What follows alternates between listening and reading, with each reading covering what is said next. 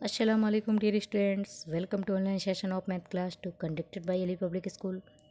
Students, in previous lecture we have completed question 3 of exercise 4.3. So today my next question number 4. The sum of two reciprocal of Riemanns is 3 years ago and 5 years from now is 1/3. Find his percentage. इसमें student ये बोला गया है कि रहमान्स की 3 years पहले जो as होगी और 5 इयर्स के बाद जो एज होगी आज से उनका रेसिप्रोकल जो है, रेसिप्रोकल का सम 1/3 है। तो हमें रहमान की प्रेजेंट एज यहाँ पे फाइंड करनी है। तो जो भी हमें क्वेश्चन में फाइंड करना होता है उसी को हम लेट कर लेते हैं एक्स से, है ना। तो लेट रहमान प्रेजेंट एज कितना ले लिया, एक्स। अब देखो 3 इयर्स एगो एज कितनी होगी। जैसे मैं आपसे पूछूं कि आपकी 3 इयर्स पहले एज कितनी होगी, तो आपकी जो भी प्रेजेंट एज है उसमें से आप कितना 3 सब्ट्रैक्ट करेंगे। इसी तरह से रहमान की प्रेजेंट एज एक्स थी, तो 3 इयर्स एगो उसकी एज कितनी होगी, x-3 इयर्स। ठीक है। अब आफ्टर 5 इयर्स, 5 साल बाद उसकी एज कितनी हो जाएगी। देखो अभी एक्स है, प्रेजेंट एज कितनी है एक्स। अगर 5 साल बाद पता करना है आफ्टर 5 इयर्स एज, तो उसकी कितनी होगी, एक्स में 5 ऐड कर दिया जाएगा। अब देखो मैं आपको बता दूं, x-3 का जब रेसिप्रोकल करेंगे तो कितना हो जाएगा, 1/x-3। x+1 x+5 का रेसिप्रोकल करेंगे तो 1 कितना हो जाएगा, x+5। जैसे मैं कहूँ आपसे 5 का रेसिप्रोकल बताओ तो आप क्या बताएंगे, 1/5। मैं कहूँ 3 का रेसिप्रोकल बताओ, 1/3, है ना। रेसिप्रोकल क्या होता है, a/b multiply b/a is equal to 1। Means जिसका रेसिप्रोकल कर रहे हैं और उसका रेसिप्रोकल दोनों का मल्टीप्लाई कितना होना चाहिए, 1। तो x-3 और 1/x-3 का जब मल्टीप्लाई करेंगे आप तो 1 हो जाएगा, है ना। तो x-3 का रेसिप्रोकल कितना होगा, 1/x-3। और x+5 का रेसिप्रोकल क्या होगा, 1/x+5। दोनों का सम कितना दिया गया क्वेश्चन में, 1/3। क्लियर हो गया स्टूडेंट। अब देखो यहाँ पे जब आप एलसीएम लेंगे तो एलसीएम में ये दोनों आ जाएंगे फैक्टर, x-3 x+5। इसके पास x-3 फैक्टर है, x+5 नहीं है, तो यहाँ पे x+5 का क्रॉस मल्टीप्लाई हो जाएगा, यहाँ पे x-3 का मल्टीप्लाई हो जाएगा और ये वैल्यू हो जाएगी 1/3 के इक्वल, है ना। अब देखो यहाँ पे x में जब x ऐड करोगे तो 2x हो जाएगा। 5 से 3 सब्ट्रैक्ट किया कितना बचेगा, 2।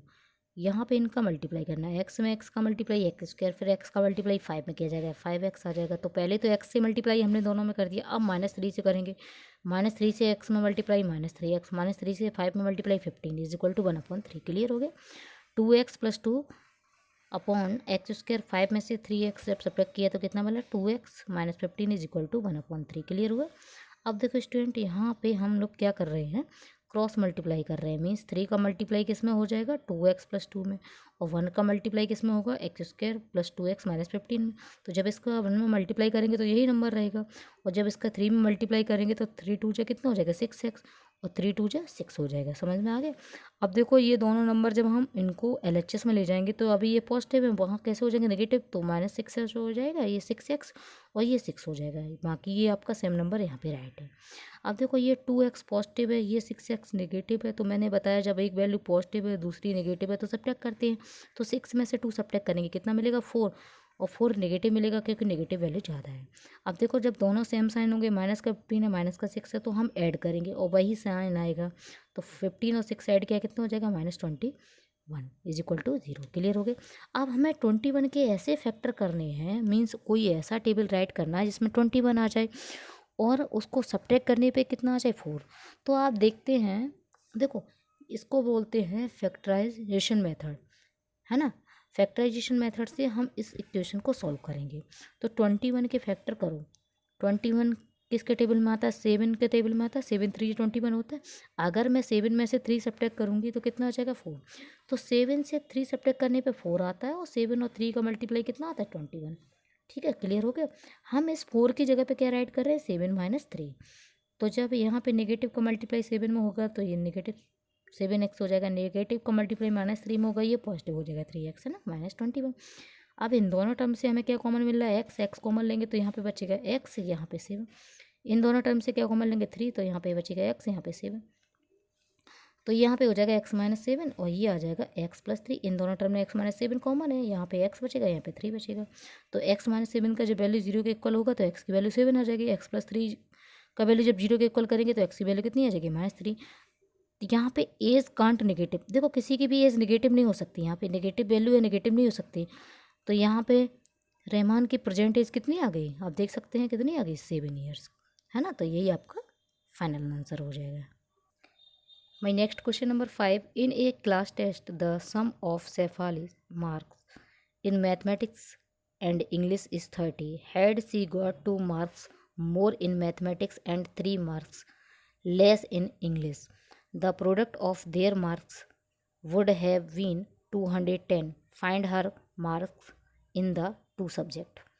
तो यहाँ पे स्टूडेंट शेफाली के जो मैथमेटिक्स है और इंग्लिश दोनों में उसका टोटल कितना है क्लास टेस्ट, उसने दोनों में हिंदी मैथमेटिक्स और इंग्लिश में कितना है टोटल उसका 30, है ना। तो यहाँ पे जब हमने आपको बताया था किसी 2 नंबर का टोटल दिया जाए तो वहाँ पर 1 नंबर तो आपका एक्स हो जाएगा और दूसरा कितना होगा टोटल -x। तो इसी तरह से यहाँ पे जो मैथमेटिक्स के मार्क्स अगर हम एक्स मान लेंगे तो इंग्लिश में कितना आ जाएगा उसका 30 - x मार्क्स। क्लियर हुआ, 30 - x। ये आपको इतनी लाइन समझ में आ गई। अब उसमें क्वेश्चन में कहा गया है जब उसे मैथमेटिक्स में 2 मार्क्स मोर मिलते हैं, जब उसके मैथमेटिक्स में 2 नंबर बढ़ जाते हैं और इंग्लिश में कितने नंबर लेस हो जाते हैं 3 नंबर लेस हो जाते हैं, तो उन दोनों का प्रोडक्ट कितना हो जाता है फिर 210। तो देखो जब मैथमेटिक्स में 2 नंबर्स बढ़ जाएंगे तो मार्क्स कितने हो जाएंगे फिर मैथमेटिक्स के x+2, और इंग्लिश में 3 नंबर जो हैं लेस हो जाएंगे, तो अभी कितना है इंग्लिश का 30 - x, है ना। तो मार्क्स इंग्लिश में x यहाँ पे फिर लेंगे, x से कितना हो जाएगा x-3, तो x-3 अभी इससे फिर हमें -3 करना है तो वैल्यू कितनी आएगी फिर, तो जो भी पहले उसके मार्क्स थे इंग्लिश में 30 - x, उससे हम कितना सब्ट्रैक्ट करेंगे 3। समझ में आया ना। तो 30 से 3 सब्ट्रैक्ट किया कितना आ जाएगा 27, कितना आ जाएगा 27। तो इंग्लिश में अब कितने मार्क्स हो जाएंगे उसके 27 - x। क्लियर हो गया। अब जो मैथमेटिक्स के हैं मार्क्स कितने हैं x+2 और इंग्लिश में कितने हैं उसके मार्क्स 27 - x, इन दोनों का प्रोडक्ट क्वेश्चन में कितना दिया गया है 210। तो इसका जो प्रोडक्ट होगा वो किसके इक्वल होगा 210 के। तो हम इनका पहले मल्टीप्लाई करेंगे, ठीक है। तो हम पहले x का मल्टीप्लाई 27 में करेंगे तो ये आ जाएगा 27x।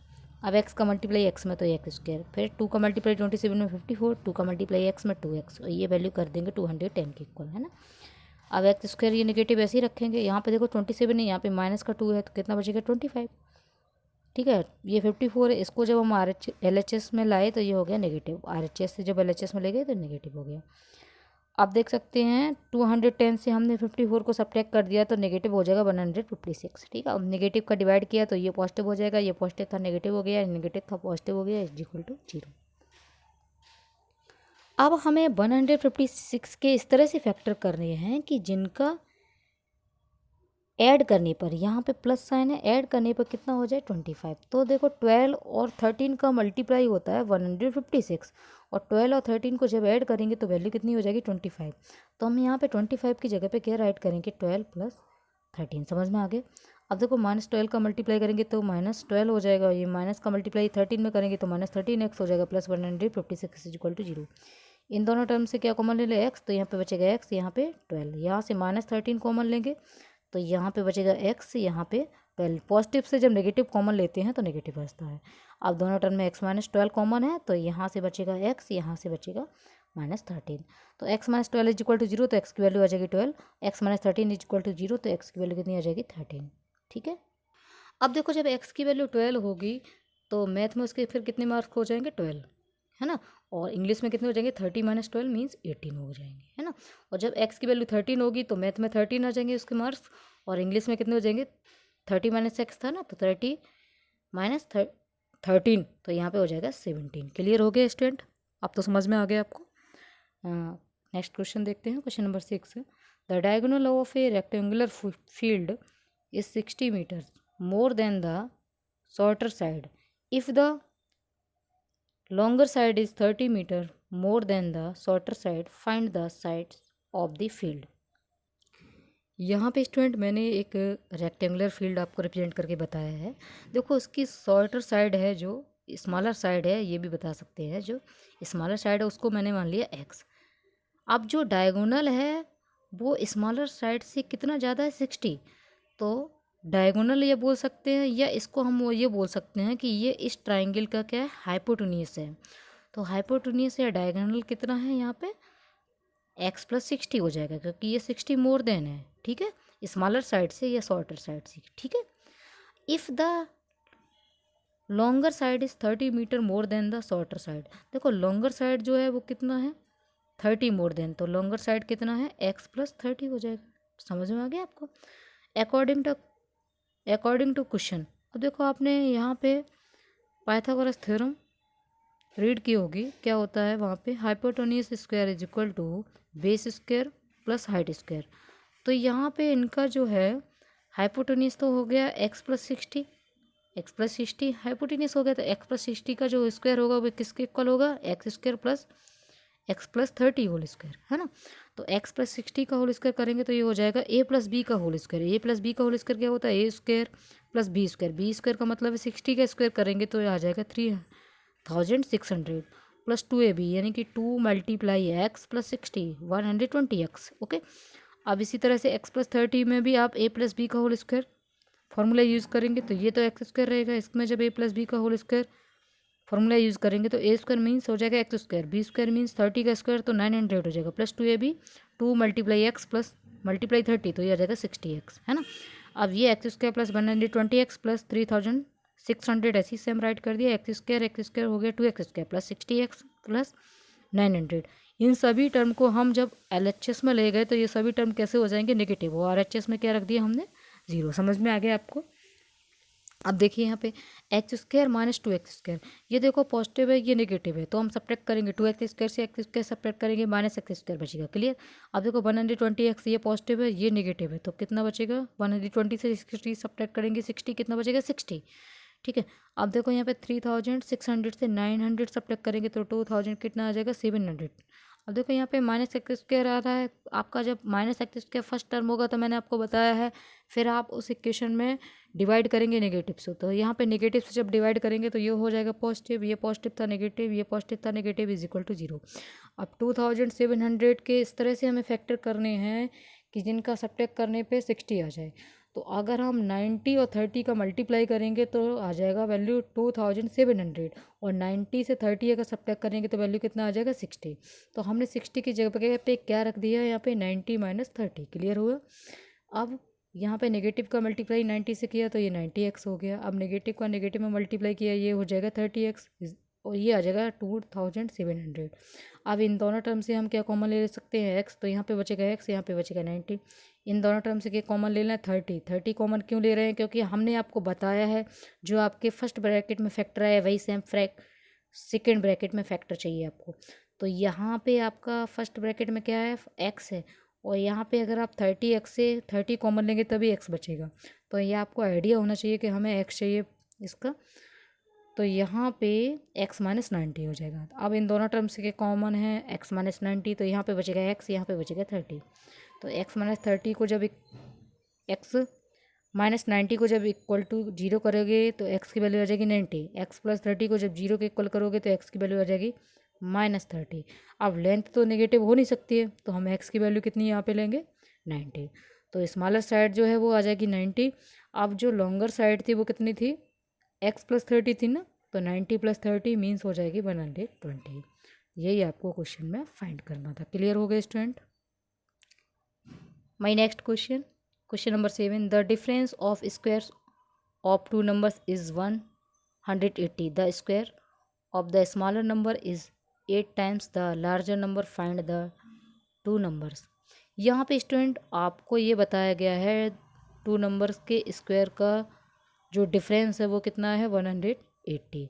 Square of the smaller number, जो स्मॉलर नंबर का स्क्वायर है वो 8 टाइम्स है किसके लार्जर नंबर के, है ना। तो हमने लार्जर नंबर ले लिया x और स्मॉलर नंबर कितना ले लिया y, इतना समझ में आ गया। अब इसमें ये बोला गया था जो लार्जर नंबर है, लार्जर नंबर का जो 8 टाइम द लार्जर नंबर का 8 टाइम कितना होगा 8x, क्योंकि लार्जर नंबर x लिया है हमने। लार्जर नंबर का 5 टाइम्स कितना होगा 5x, लार्जर नंबर का 4 टाइम्स कितना होगा 4x।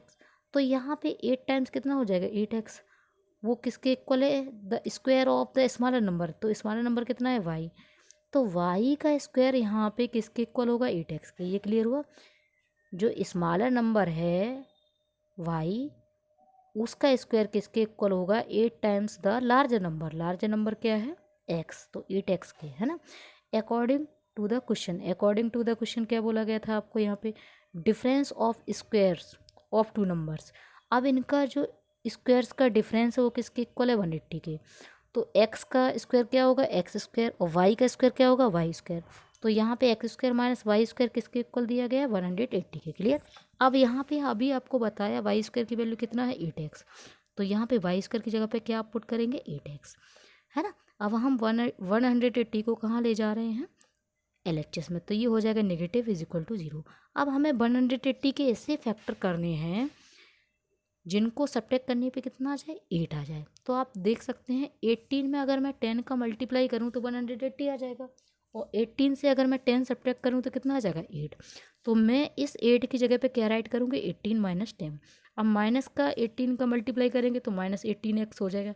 ये नेगेटिव का मल्टीप्लाई इसमें किया जाएगा तो नेगेटिव नेगेटिव का मल्टीप्लाई क्या होता है पॉजिटिव, ये 10x आ जाएगा। Minus 180 is equal to 0।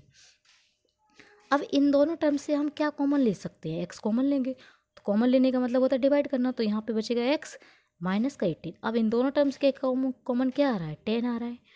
10 क्यों कॉमन ले रहे हैं, देखो यहाँ पे आपको मैंने बताया ये आइडिया लग जाना चाहिए। आपको ब्रैकेट में क्या चाहिए x, और b यहाँ पे कितना है 10x, तो आप क्या कॉमन लेंगे 10, ठीक है। तो x माइनस 18, अब इन दोनों टर्म्स के कॉमन है x माइनस 18, तो यहाँ पे बचेगा x, यहाँ पे बचेगा 10। तो x प्लस 10 को जब हम इक्वल 0 के करेंगे तो x माइनस की x की वैल्यू कितनी आ जाएगी -10, और ये नेगेटिव वैल्यू हो नहीं सकती है। तो x माइनस 18 को जब इक्वल के 0 करेंगे, 0 के इक्वल करेंगे तो x की वैल्यू कितनी आ जाएगी 18, तो लार्जर नंबर तो आ जाएगा 18। अब स्मॉलर नंबर क्या था वाई स्क्वायर इक्वल टू कितना था 8x, तो y का जब वैल्यू हम फाइंड करेंगे यहाँ पे तो इस पर रूट लग जाएगा, तो स्क्वायर रूट हो जाएगा 8x। तो हम यहाँ पे रूट में x की वैल्यू रखेंगे, तो 8 मल्टीप्लाई कितना हो जाएगा x की वैल्यू जब यहाँ पे 18 रखेंगे, 18 मल्टीप्लाई 8 144। तो 144 किसका स्क्वायर होता है जानते हैं आप 12 का। तो यहाँ पे स्मॉलर नंबर कितना आ जाएगा 12। क्लियर हो गया स्टूडेंट। सो स्टूडेंट आज की क्लास में मैंने एक्सरसाइज 4.3 के जो भी क्वेश्चन आपको सॉल्व करके बताए हैं, एक्सप्लेन करके बताए हैं, उनको आप अपनी फेयर नोटबुक पे कंप्लीट करेंगे, ठीक है। और किसी भी क्वेश्चन में आपको कहीं भी डाउट है तो उसके लिए आप मुझसे डिस्कस करेंगे। Okay, thank you.